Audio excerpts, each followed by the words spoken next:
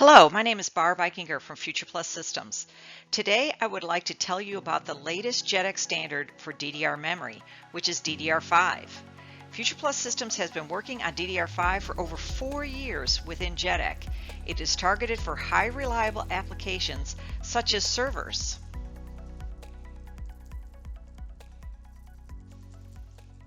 As our world continues its reliance on cloud computing and the associated electronic devices, the market for DDR memory is very large and growing fast. New applications, and many of them critical, all rely upon the digital storage of data. Another market driver for DDR memory is the geopolitical landscape that wants to protect data and not be reliant on a foreign power. This necessitates many design starts local to each country versus just a few designs and products from a small group of centralized suppliers. For those of us in the test industry, this means more customers in many different regions. DDR5 is the 5th generation of cloud computing memory. It is driven by the need for speed and the desire for larger and larger capacity. Here we can see the increase in memory speed and capacity over time. Nothing stands still when it comes to technology. In this block diagram, we can see the basic building blocks of computer architecture: the CPU, or central processing unit, the memory, and the I/O, or input-output. I/O can be video, USB, keyboard, or storage. The memory is the DRAM, Dynamic Random Access Memory, and follows the DDR memory protocol from JEDEC. In computers, a protocol is the language that the electronic components use to talk to each other. In this case, it is DDR5, 5th generation double data rate memory. What does the industry hope to gain by going to this new generation of DDR? First, one needs to understand that the CPU uses the memory controller to fetch data and instructions from the memory. As the CPUs gain more cores, they need more and more data and instructions to make those cores useful, hence the need for speed and capacity. In the past, the memory controller used to be a separate part on a motherboard. However, now it is integrated into the CPU part itself, sometimes referred to as the SoC. So with more cores vying for the same data, the memory access time becomes a limiting factor to performance. So the fact that DDR5 is faster and can accommodate high capacities is one reason why server vendors want to migrate to DDR5. With electronics everywhere and critical applications being moved to the cloud all the time, reliability, availability, and serviceability, or RAS functionality, now has to be addressed, and DDR5 has improved RAS features over DDR4, along with lower power consumption. Above you will see a quick comparison between the new DDR5 and the previous generation DDR4. First, I would like to point out the date: 8 years between the introduction of these two generations. Just in case you're wondering, will there be a DDR6? The answer is yes, and we're already working on it. I have mentioned the increased speed and capacity of DDR5 already. The data path width of the parts are the same. The burst length for DDR5 is increased by a factor of 2 to 16 and 4 to 32. This means that one address command, which is considered overhead, can now burst 16 data beats or 32 data beats. A data beat is 32 bits without ECC for each subchannel on DDR5. The number of banks and bank groups has increased, and this will allow finer granularity of accesses. DDR RAM is organized in rows or memory pages. The memory pages are divided into sections called banks. In order to address a row of DDR RAM, a memory page, the memory controller must provide a memory bank and a row address. There are limitations on how quickly rows can be accessed, and how many can be opened at one time. By creating a finer granularity, the accesses to more row addresses can become quicker. For power savings, you can see here that the voltage is lowered 0.1 volts. Also new for DDR5 is VR on DIMM, or voltage regulator on DIMM. This means that the motherboard and the connector to the DRAM do not need to contain several different voltages. The voltage regulator on the DIMM can create those voltages. So if there are specialty DIMMs that do not need anything special from the motherboard and they can create what they need on the DIMM itself. The downside of this is that the DIMMs will be more expensive. So when the system starts getting memory errors, they won't be so keen to just toss the DIMM, as now that will get very expensive. We expect memory errors to be much more scrutinized. ODT, or on-die termination, is no longer controlled by a pin from the memory controller to the DRAM, but by registers in the DRAM set up by the host. Refresh has also changed in DDR5 to be more granular and refresh a smaller number of rows at each time, thus allowing other locations to be open for accessing. DDR5 has on-die ECC, which some say improves reliability, but others say can mask the real number of soft errors known by the system. This topic deserves an entire discussion on its own.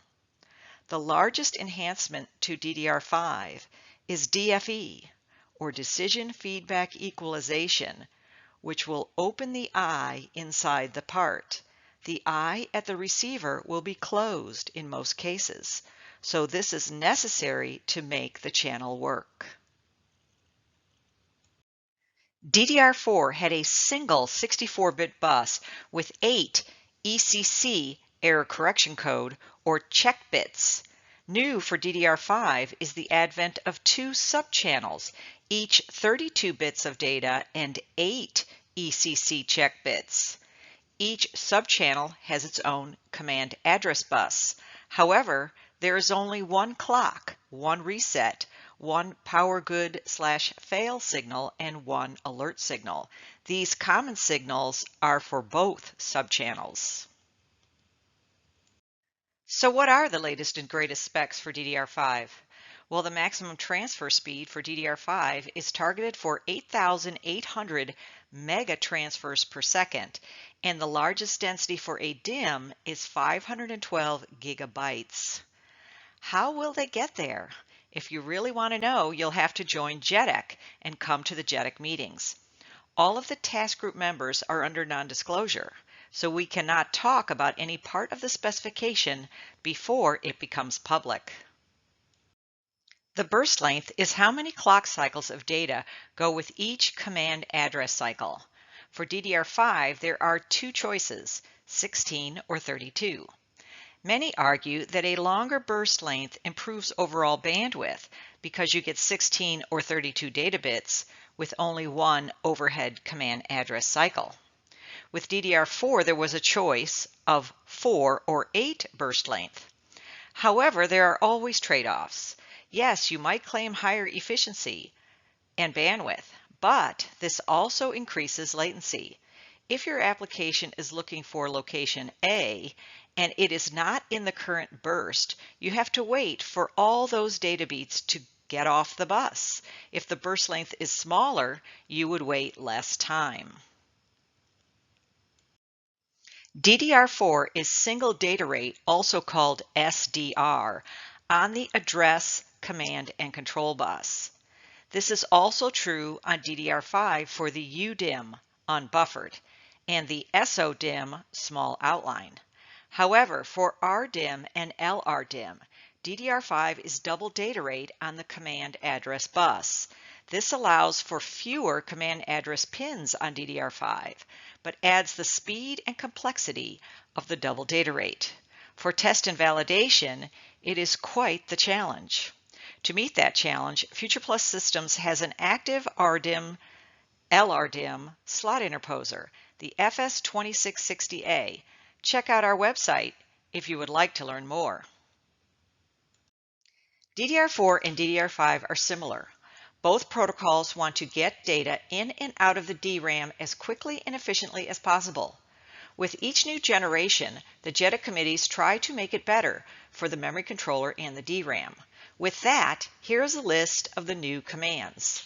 Write pattern and write pattern with auto precharge is a command that will fill multiple locations of the memory with a pattern specified in a mode register.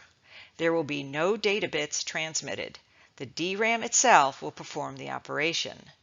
This command was added to address the frequent clearing or writing of all zeros to memory. Now the DRAM will perform this operation without any data being passed on the data bus. The multipurpose command was on DDR4, but it was a bit convoluted as it was really an MRS command after a certain bit was set. To reduce confusion, a new dedicated command was added. The reference voltage for the CA bus and the chip select signal must be set before training these signals. Thus, in DDR5, the DRAMs will support a specific VREF-CA and VREF-CS command. This will be for the host to quickly set the reference voltage prior to training. There are several new refresh commands for DDR5. These in part are driven by the need to address the row hammer threat that plagues DDR memory. These also help performance by taking out, not allowing access to, fewer rows during a single refresh command. Precharge same bank is basically an auto precharge without the preceding read or write command. Precharge same bank applies a precharge to a specific bank defined by the bank address bits 1 and 0 in all bank groups. As promised, each generation of DDR memory tries to be a little more greener by lowering the operating voltage. This is a power savings. In order to reduce the number of specific power pins, the DDR5 technology introduced the PMIC, or Power Management IC Integrated Controller. This new part sits on the memory module. Thus, the specific voltages needed by the memory module can be created locally.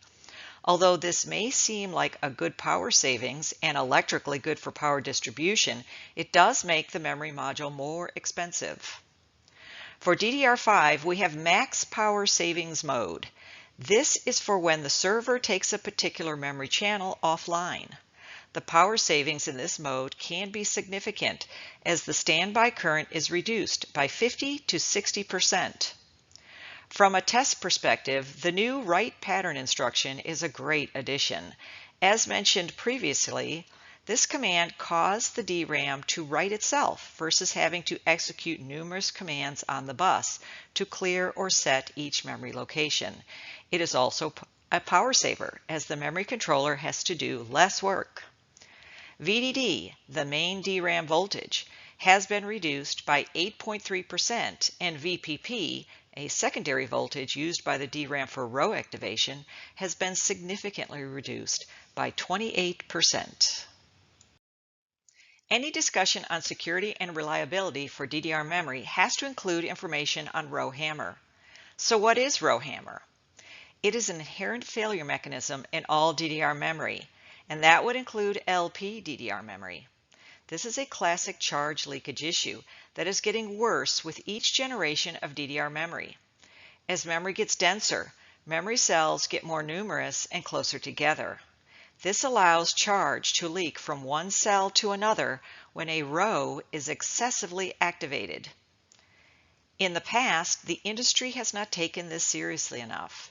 On DDR4 and LP DDR4, the DRAM vendors even claimed they solved this problem. They did not. So now the DDR5 JEDEC task group is taking up the issue. If you read the published specifications, you will see a refresh management approach that allows for a scheme where the victim rows have their charge increased so they are not susceptible to bit flips. This is done via refreshes to that row. Several academic papers demonstrating rowhammer failures continue to be written and push the industry to solve this problem. So how bad is rowhammer today? Could an attacker take control of a server using this hardware failure mechanism? Well, it has been hypothesized, but as of this video, October 2022, it has not been demonstrated. A denial of service attack is much more likely, and that has been demonstrated. This is where malicious code does continuous memory accesses, escaping the cache, and causing random bit flips, which eventually cause a system crash or an ECC storm that necessitates a system shutdown. So what can users do today? Buy high-quality DIMMs. Be careful that the memory parts have not been binned to a lower quality level, thus making them more susceptible to bit flips from excessive transactions. Doubling the refresh rate is also widely implemented today in servers. The idea here is that if a row has been refreshed, its charge is full, thus does not look like a lower potential for current to flow from an adjacent row. Many workloads, especially those in critical applications, should be evaluated for rowhammer. Many software applications can cause rowhammer events and not even know it. By the time the code is compiled and run on the processor, the memory controller could, under control of the processor, who is under control of the software, make excessive accesses to the main memory. This has been seen many times. In fact, we, here at FuturePlus Systems, have seen this on DDR3 when Windows 7 booted. No wonder there were so many crashes. If your team is designing a new DDR5 system, pay attention to the new refresh management functionality to help minimize rowhammer failures. DDR5 has a new system management bus, now called the DDR5 Sideband bus. It is based on the MIPI I3C basic specification. JEDEC has written an entire specification on its use. The speed is from 1 MHz to 12.5 MHz. This bus is only 2 wires, the data and the clock. The DDR5 sideband bus helps the system with identification, status, and error readings. It will grow in importance as time goes on. For example, the onboard RCD on a DDR5 RDIMM can have all of its registers read and written over the sideband bus. So if the DDR5 bus itself is hung, the RCD can still be accessed. Here's a drawing of a typical configuration. This bus is more important than what we had on DDR4. It is a multi-drop configuration with only the host being the initiator of the transactions. Between all the devices that can be on this bus, there are hundreds of registers with thousands of different settings. So how hard could a 2-wire bus be? Well, you better get your glasses out, because in order to understand all the devices and all their registers, you will need to read 8 different JEDEC specs. The JEDEC module sideband spec, the MIPI I3C basic spec, the hub and SPD device spec, the SPD contents spec, the various PMIC specs, the temperature sensor device specs, and the RCD specification. Better get busy. Here are all the devices on an RDIMM that connect to the sideband bus. The host interfaces directly with the SPD hub device, which then drives the local bus and the RCD, PMICs, and temperature sensors. And again, on this slide, we list all of the various specifications that are needed to decode everything on the DDR5 sideband bus. For debug and validation, here's how you can connect to the DDR5 sideband bus host SCL and host SDA signals. We use small ECO wires connected to a flex tip. This then has a cable that connects to a DDR5 sideband bus protocol analyzer from FuturePlus Systems.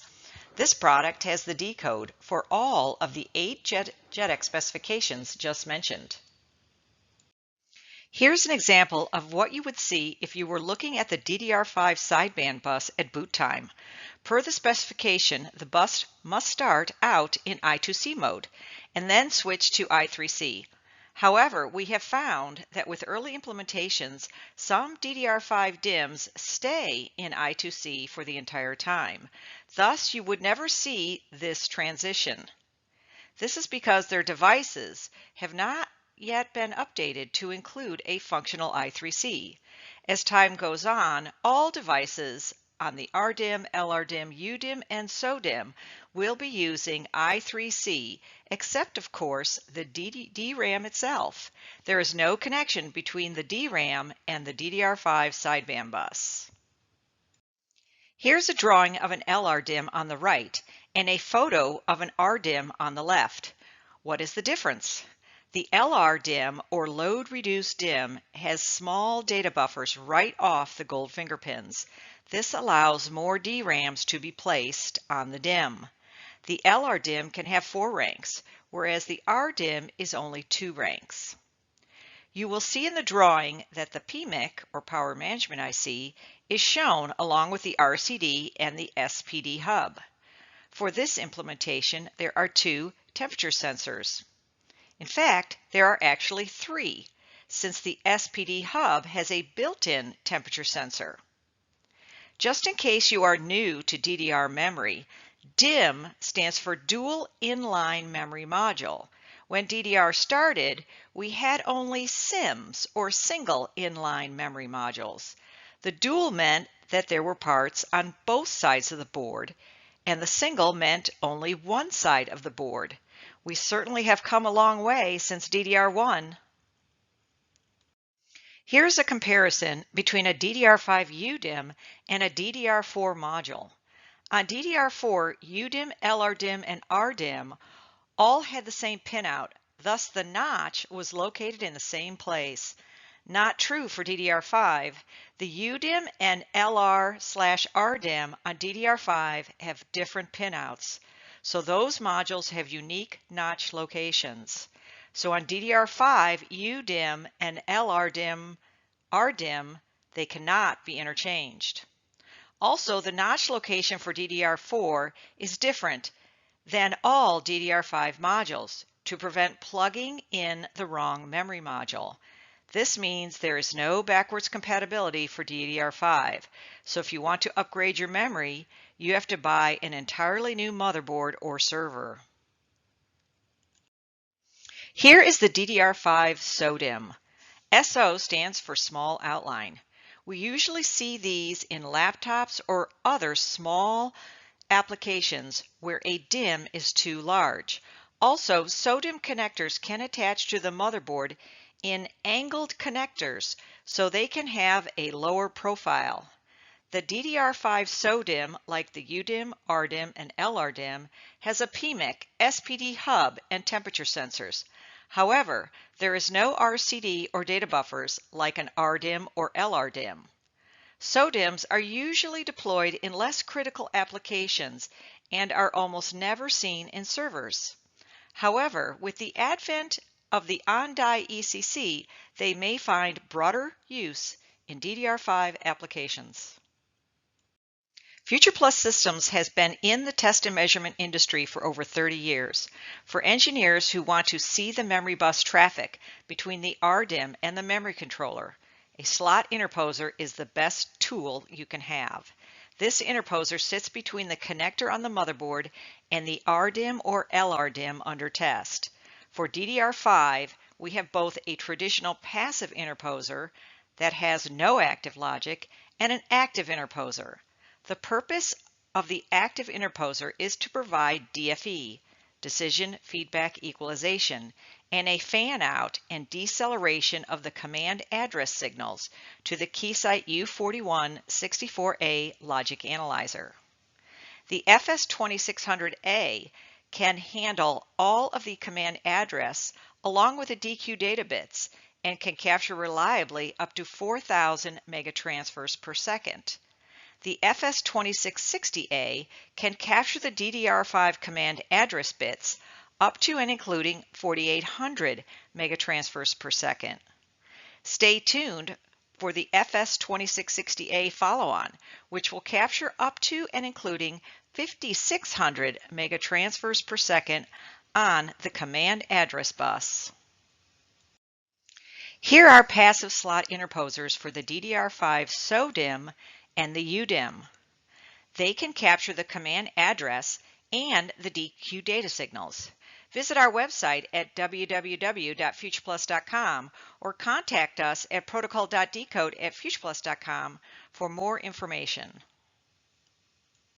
Here are some traces from a real DDR5 UDIMM-based system. You can see the 16 data beats on the DQ data signals. The CA bits for a UDIMM are half the data rate.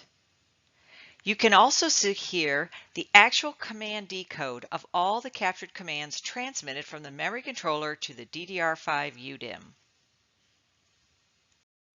To summarize, DDR5 is the next generation memory for cloud computing. It is not backwards compatible with DDR4. DDR5 offers higher performance, increased density, and lower power consumption than its predecessor, DDR4.